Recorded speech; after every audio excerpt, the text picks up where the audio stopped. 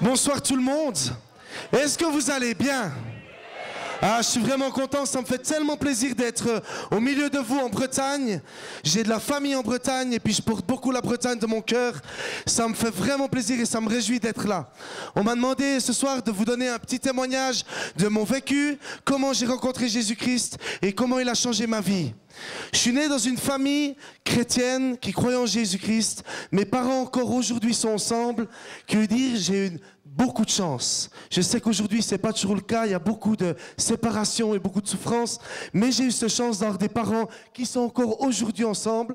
J'ai eu une bonne éducation. Je ne suis pas à me plaindre. Ils n'ont pas fait tout juste, mais j'ai eu une bonne éducation. Mais il y a une petite chose qui s'est passée dans ma vie, c'est qu'à l'âge de 5-6 ans, comme ça, on a eu, vous allez tous rigoler, on avait pris un chat. Et en fait, ce chat, il griffait tout le temps mes sœurs. Et ce chat, en fait, on a dû le faire piquer. Et les grands, qui avaient 15-16 ans, ont décidé, c'était un de ces grands qui nous avait donné le chat, ont décidé que c'était moi l'assassin de ce chat, le criminel.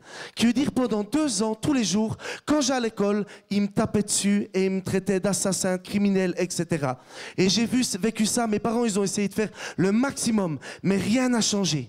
Qui veut dire, j'ai commencé à avoir une souffrance et un rejet continuel dans ma vie. Et toute mon école, jusqu'en 5e année, qui veut dire vers l'âge de 11-12 ans, on m'a rejeté. Toujours le gars, j'étais déjà un peu vif, qui veut dire un vif, ça dérangeait, on n'arrivait pas trop le cadrer, tout ça. Les profs, ils n'arrivaient pas à faire grand-chose de moi, parce que j'avais toujours envie de jouer, et puis moteur, à la place de jeu, etc. Et en fait, quand j'ai commencé à grandir, j'ai réalisé que j'étais un peu plus grand que les autres, et puis un peu costaud, comme ça. Et il y en avait un qui est venu de la ville de Bienne, tout près de chez moi, et qui était bagarreur. Et j'ai vu que ça fonctionnait. Alors je me suis dit, si je commence à être bagarreur comme lui, ben peut-être que je vais avoir du respect, et enfin, je ne serai plus le gars rejeté de tout le monde. Alors j'ai commencé à être bagarreur, mais depuis tout petit, j'ai toujours, jamais, quand je jouais à la police au voleur, j'ai jamais voulu être le policier. Toujours le voleur. Il y avait quelque chose en moi, quelque part une souffrance qui m'a toujours poussé à une certaine haine, parce que j'étais toujours rejeté, tapé dessus, qu'à un certain moment, j'avais une plus de soif de haine. Pourtant, on m'avait éduqué qu'il ne fallait pas que je tape mon prochain, que j'ai du respect envers l'autre, mais je remarquais quand même que si j'étais violent, il y avait un certain respect, que les gens commençaient à me craindre. Et il y avait un gang dans la région où on habitait, il y en avait plusieurs. Et en fait, j'avais cette soif de faire partie de ces gars-là.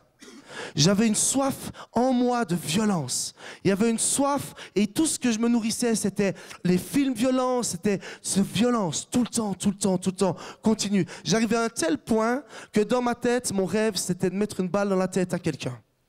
Et en fait, j'ai continué comme ça et j'étais assez jeune, j'avais 15-16 ans comme ça. Et en fait, pour rentrer dans un gang comme ça, il faut faire des preuves. Puis j'étais vraiment le bouffon, le dernier, puis on n'était pas trop accepté. Alors les copains qu'on était, on a quelques-uns qui ont commencé à faire de la boxe thaïlandaise, des sports de combat, etc. Puis on s'est dit, non, on va leur montrer qu'on est bien plus puissant et bien plus violent qu'eux. Et ils ont tout de suite remarqué qu'on était plus fous qu'eux, qui veut dire tout de suite, ils ont décidé de nous prendre avec eux. Et là, on a commencé à faire des casses. On a commencé à faire tout ce qui était graffiti, je faisais partie du mouvement, tout ce qui était hip-hop, tout ça. Graffiti, tag, des cases, vitrines, des magasins, des vols, etc. Casser des voitures, etc. Et j'en passe. Et aussi une soif de violence. Ça partait semaine en semaine, des bagarres et des bagarres. Je ne pouvais pas passer un week-end sans bagarre. Et tout ce qu'elle a avec, l'alcool et la drogue. Et les filles. Et tout ça, je vivais comme ça, mais avec un vide intérieur comme jamais. J'étais dans l'angoisse, jour après jour, je dormais avec une batte de baseball à mes côtés, parce que j'angoissais de ce que je voyais pendant les nuits, les manifestations qui se passaient dans ma chambre. Quand je me promenais, j'avais toujours une matraque télescopique et un couteau dans la poche, parce que j'avais toujours une peur qu'on me surprenne et puis que je reçoive un mauvais coup. Et un jour, on était dans une soirée, dans une immense brasserie, et je vous disais que j'avais des parents chrétiens, mais les chrétiens, je ne pouvais plus les voir. J'ai été tellement cassé et jugé dans les églises. Quand j'arrivais, je puais l'alcool, etc. Puis encore des fois un peu rond, si vous comprenez l'expression. Des fois un peu encore bourré, etc. Et j'ai été tellement jugé et cassé par les jeunes de l'église, etc. que je ne pouvais plus supporter de voir des chrétiens. J'avais une haine contre les chrétiens. Et en fait, mais dans mon cœur, il y a une chose qui c'est sûr, c'est que Jésus, je le connaissais parce que quand j'étais tout petit, j'ai donné mon cœur à Jésus. Mais avec toute cette violence et toutes ces choses, j'étais rentré dans un cercle vicieux où j'arrivais plus à m'en sortir. Et un soir, dans une fête, une braderie, il y avait comment ça s'appelle, des skinheads, des racistes, etc. Puis on était deux. Et puis j'étais avec un ami qui était africain. Puis ils ont commencé à le traiter de sale nom. Et nous, on est venus, on a pété un câble et on a commencé à se battre. Et tous nos potes qui étaient là, on était une trentaine. Eux, ils étaient que 6. On leur a mis, on se battait avec tout ce qu'on avait, ceinture, les couteaux, ce qu'on avait dans les poches. Et puis on leur a mis une raclée, et ce soir-là on en a laissé un sur le tapis. C'est l'ambulance qui est venue, qui l'a ranimé, revenu. Et en fait, tous les flics, pendant que nous on tapait là, les copains ils avaient des problèmes, ils tapaient des sécuritas, la sécurité, qui veut dire eux ils ont appelé la police, qui sont arrivés à une grande quantité. Et en fait, moi j'ai réussi de partir, on était que 3 à réussir de partir, le reste ils sont tous fait arrêter. Et j'étais dans les buissons avec les baskets, avec du sang, les jeans, etc. Et en fait j'étais là, Jésus, si tu existes, viens me chercher dans la merde que j'en suis aujourd'hui.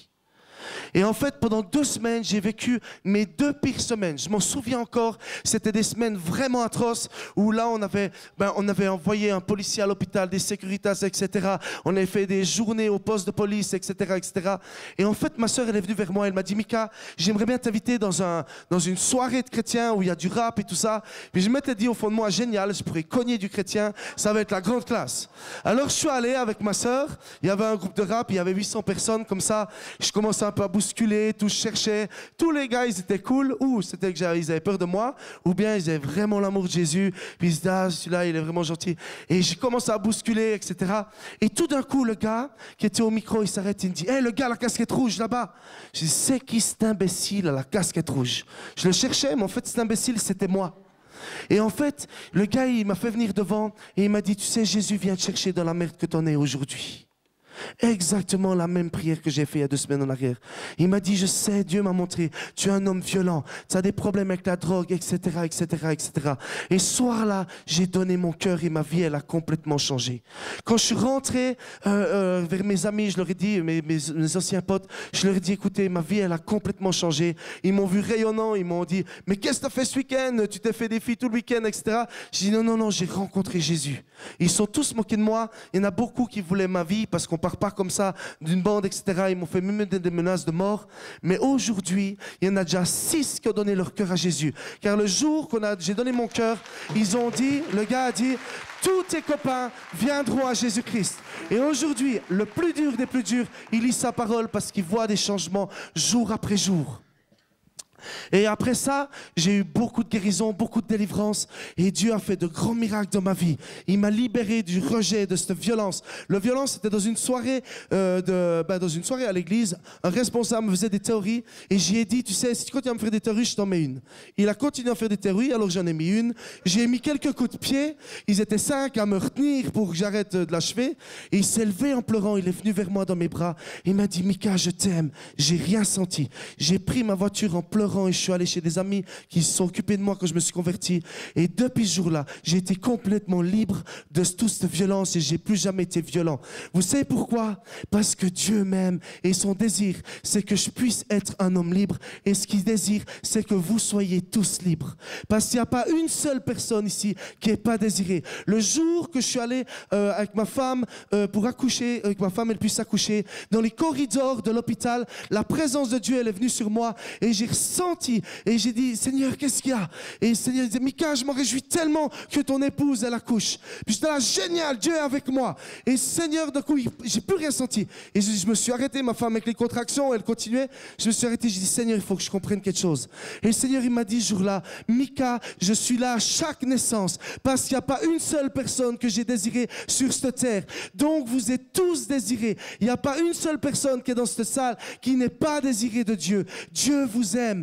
Dieu vous aime d'un amour. Quoi que vous ayez fait, quoi que peut-être il y a des criminels, peut-être il y a des gens violents, ou peut-être il y a des gens qui n'ont rien fait. Mais dans la Bible, il est dit que tout homme est pécheur, que personne n'est juste. Mais Dieu est venu par son merveilleux sacrifice à la croix. Et à travers lui, on peut avoir la vie éternelle. Et on peut être libre, guéri et tout ça. Et l'évangile dit qu'elle est toujours accompagnée de miracles et de prodiges. Et c'est ce soir, le jour du miracle pour ta vie. C'est ce soir, le jour du salut pour votre vie.